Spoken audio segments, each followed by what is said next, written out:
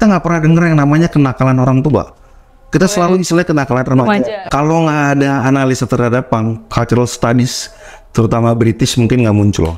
Masalah lirik, musik itu kan reflektif dari jiwa seseorang ya. Punk tuh apa sih mas? Stacey Thompson itu salah satu peneliti ahli tentang punk itu dasar menurut dia ya secara cultural itu yang dibilang sebagai 5 teks. Masalahnya bukan musiknya ya, jadi masalahnya empati sama satu lagi apresiasi. Orang lebih judgmental sama orang yang dari kelas menengah ke bawah. Tapi juga ada orang yang mandi tapi kelakuannya juga minum minuman keras.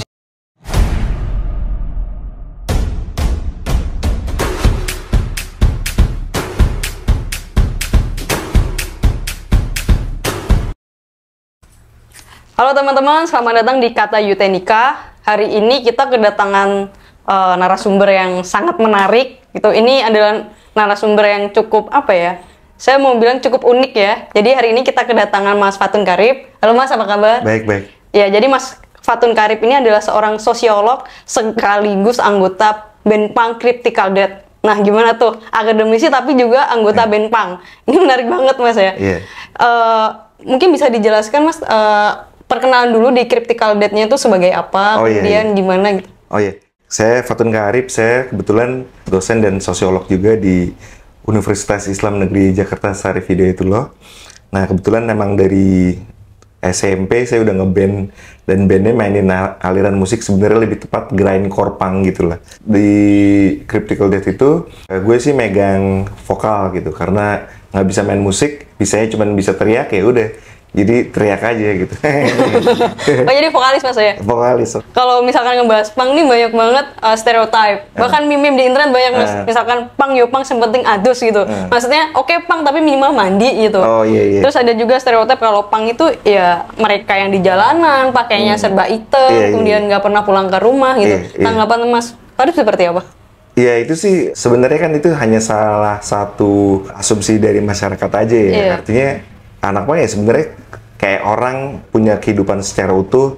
Dia kan nggak cuman hanya di situ aja, dia juga misalnya ada seorang ayah, seorang anak, seorang yang bekerja gitu. Kayak saya kan juga bekerja gitu. Jadi asumsi tentang itu nggak sepenuhnya benar gitu. Nggak semua anak punk juga seperti itu. Itu mesti dilihat di sejarahnya. Kalau dulu tahun 80 90-an mereka sering nyanyi Iwan Fals, 90-an ke 2000 itu orang-orang yang biasa di mengamen di jalanan segala macam, dia bisa jadi mengadopsi musik-musiknya punk gitu. Tapi itu yang karena itu sering ditemui di sehari-hari, jadi itu yang diasumsikan oleh masyarakat itu sebagai punk misalnya. Karena mungkin yang indikasinya dari fashion gitu ya. Itu pandangan-pandangan seperti itu sih wajar-wajar aja gitu. Apalagi kalau misalnya di tahun 90-an gitu, ada salah satu majalah musik mainstream itu misalnya ngeklaim punk itu nggak ada akar sejarahnya. Jadi ini majalah besar, saya nggak bisa nyebut merek, gue nggak bisa nyebut merek gitu ya, tapi dia ngomong punk, tak ada akar, rotan pun jadilah gitu. Akhirnya gue nulis skripsi gue mengatakan, itu diskurs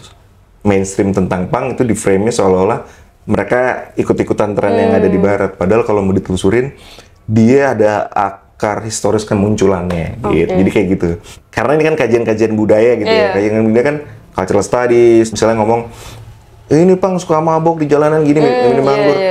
Sederhana aja sih kita. Kenapa sih orang di media atau netizen, dulu belum ada netizen ya, tuh mempermasalahkan hal seperti itu, tapi nggak pernah mempermasalahkan orang minum wine, misalnya. Oh oke. Kan sama budaya minumnya. Tapi kenapa itu nggak dipermasalahin? Akhirnya kita kalau lihat dari sisi cultural studies, jelaskan orang lebih judgmental sama orang yang dari kelas menengah ke bawah, perilakunya buruk gitu. Padahal budaya minum itu nggak hanya di dua karakter masyarakat kan, karakter masyarakat udah miskin mandi nggak mandi lagi gitu. Tapi juga ada orang yang mandi tapi kelakuannya juga minum minuman keras gitu. Tapi itu nggak pernah dipermasalahin gitu. Bahkan dibilang itu legal gitu. Jadi ini masalah twist perception aja yang di musik underground gitu ada yang namanya straight edge gitu. Satu values gitu kita biasanya tanganin di sini di X gitu. Kenapa? Karena di Washington DC banyak anak-anak di bawah umur mau nonton musik seperti ini, tapi ada kebijakan alkohol nggak boleh minum 18 tahun gitu. Akhirnya tangan dikasih X gitu supaya begitu datang ke bartender yang memesan minuman yang jadi tahu ya, kalau masih minor gitu. Tapi itu jadi gerakan yang dibilang sebagai gerakan straight edge itu. Straight edge itu artinya mereka nggak minum alkohol, mereka nggak free sex, mereka nggak melakukan hal-hal yang dianggap menyimpang dari norma masyarakat gitu. Jadi spektrumnya luas banget gitu. Jadi di beberapa musik misalnya ada yang namanya, dulu ada yang namanya POD gitu ya, itu agak-agak sedikit metal, dia Christian core. Di barat itu gimana blend antara musik religius Kristen gitu ketemu sama metal. Di Amerika gitu ada bandnya dulu, band bareng angkatannya Slipknot itu, band luar gitu namanya POD, itu dia tema-temanya Christianity gitu. Jadi ada, terus juga misalnya ada Christian rock. Jadi itu spektrum musiknya tuh luas banget gitu. Dia bisa ketemu dengan berbagai macam elemen gitu ya. Jadi serunya musik tuh kayak gitu. Tapi itu nggak manggung di gereja Mas ya? Nggak tahu deh, tapi gue belum pernah ngeliat mereka manggung di gereja. Kultur gereja mereka kan emang suka nyanyi gitu segala macam, dan habis itu bikin. Kalau sekarang tuh yang lagi ngetop tuh orang Korea, jadi dia pop duo gitu ya, dia pertama kali ketemunya di gereja.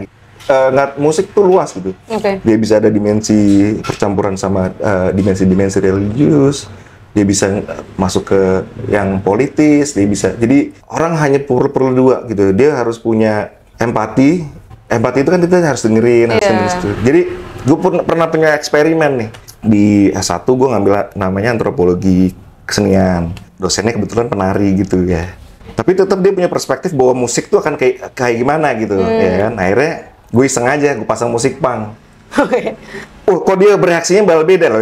Itu permasalahan nih. Kalau misalnya, masalahnya bukan musiknya, jadi masalahnya empati, sama satu lagi apresiasi. Kalau itu nggak punya di dalam diri kita, itu kita nggak akan bisa menghargai karakter apapun, termasuk musik gitu. Jadi musik juga punya bentuk, form yang tergantung, dia kayak air gitu, dia bisa mau kayak gimana nih, mau keras, mau sedih, mau emosional, mau seneng. Dia kalau di kehidupan diversity gitu ya, harus punya empati sama apresiasi.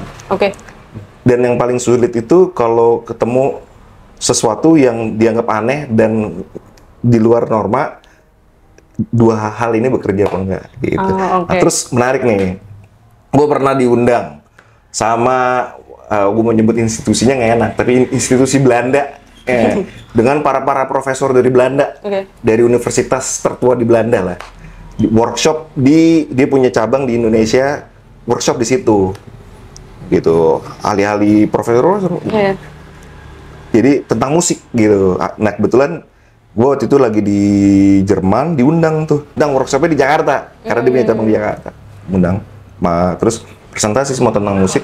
Nah karena link-link semua pada kenal soal musik, diundang. Giliran gue presentasi, gue pasang musik paling keras, tuar gitu, orang pada kaget. Terus karena kenapa gue mau memancing reaksi orang gimana sih kalau dia kena ini gitu. Karena pasti yang akhirnya dua muncul itu adalah itu. Empati dan apresiasi dulu. Lo mengapresiasi ini ada satu bentuk, form, apapun itu yang berbeda, karena kenyataannya itu eksis kan. Yang kedua adalah karena dia bisa mengapresiasi, akhirnya dia bisa jadi empati. Makanya kesenian itu menurut gue melatih orang dari kecil punya dua ini gitu. Karena kan lo kalau mau lo kalau dengerin bunyi-bunyian kan denger dulu kan, ini apa gitu. Nah itu kan ada, makanya dibilang listen. Listen, you have to listen. Berarti kan lo harus appreciate, oh ini apa sih gitu. Pernah gak lo, misalnya lo pasangan musik nih, taruhlah lo pilih band musik apa, lo pasti denger single yang terbaiknya kan.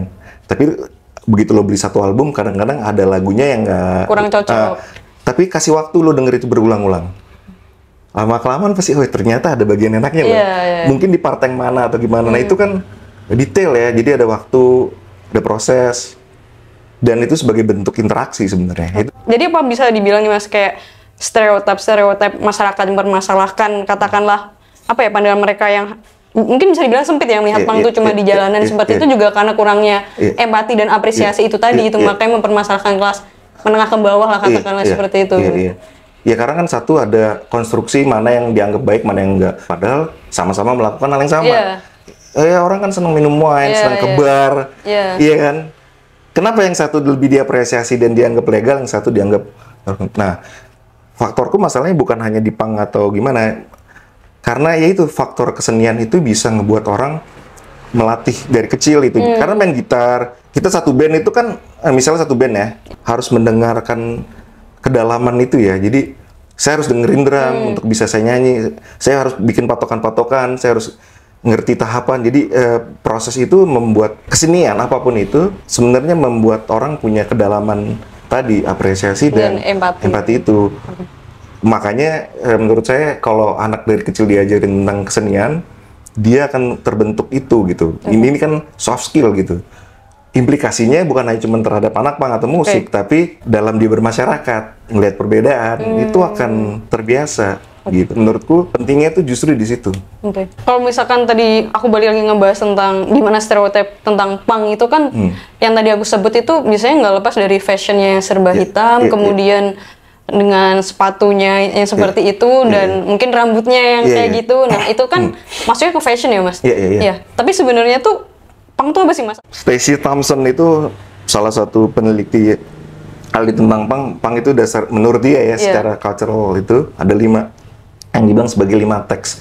Pertama itu musiknya, kedua itu fashionnya, ketiga itu ada medianya, jadi kita bikin desain segala macam. Keempat itu ada yang dibilang aktivitas di luarnya, misal kita bikin namanya food not bombs. Food not bombs itu aktivitasnya kita menolak perang. Kenapa lo nggak kasih makan orang daripada lo bikin bom? Gitu. Iya, ngehabisin dana untuk Iya, kita bilangnya food not bombs. Terakhir itu ada punk terkait sama genre film. Gitu.